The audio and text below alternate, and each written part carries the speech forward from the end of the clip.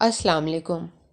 ہمارا آج کا ٹاپک خود اعتمادی اور عزت نفس سے ریلیٹڈ ہے، جسے انگریزی میں سیلف کانفیڈنس یا سیلف اسٹیم کہا جاتا ہے۔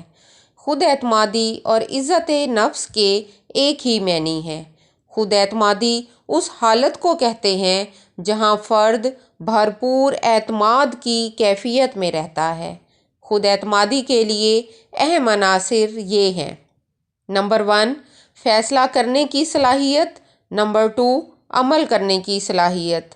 نمبر 3، قوت فیصلہ یعنی موٹیویشن یا اسٹرینگتھ۔ خود اعتمادی ہمیں سابقہ صورتحال میں کسی کام کے کرنے یا نہ کرنے سے حاصل ہوتی ہے۔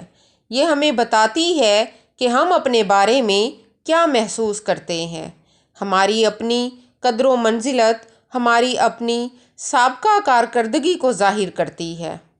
ہم معاشرے سے بہت زیادہ متاثر ہوتے ہیں، جو ہماری بہترین کارکردگی کو پسند کرتا ہے اور جیت اور بہترین کارکردگی پر زور دیتا ہے۔ بطور ایک باشعور انسان، ہم سوچتے ہیں کہ اس دنیا میں موجودگی کی کوئی اچھی وجہ بنی رہے۔ ہم کوشش کرتے ہیں کہ دوسروں کی نظر میں ہماری عزت برقرار رہے اور انہی لوگوں کی طرف سے دی جانے والی عزت کو ہم اپنی قدر مانتے ہیں۔ خود اعتمادی کو کب بڑھانا چاہیے؟ ہمیں کب محسوس ہوگا کہ ہم اپنی خود اعتمادی کو کھو رہے ہیں؟ اس کا مفید طریقہ یہی ہے کہ ہم ایک فہرست بنائیں جس میں ہم اپنی اچھائیاں بیان کریں، اور فہرست بناتے ہوئے ہم پر ایسی خوبیوں کا انکشاف ہوتا ہے جس کو ہم توجہ کے قابل سمجھتے ہی نہیں تھے۔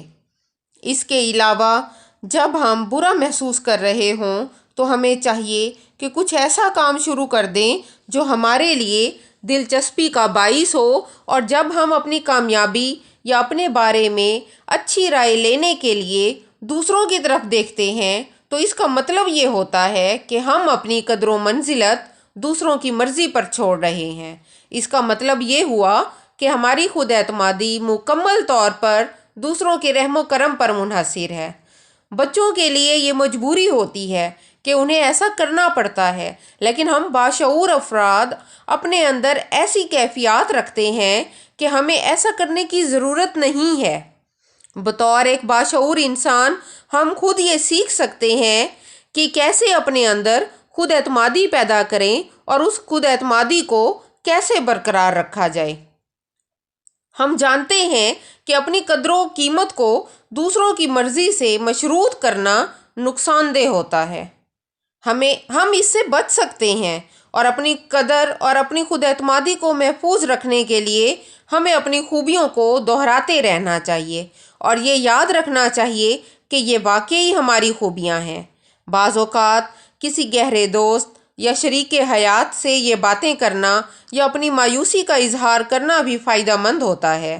اس سے یہ فائدہ ہوتا ہے کہ گفتگو کے دوران ہم یا تو اپنی اچھائیوں کو یاد کرتے ہیں یا پھر ہمارے شریک گفتگو ہمیں یاد دلا دیتے ہیں۔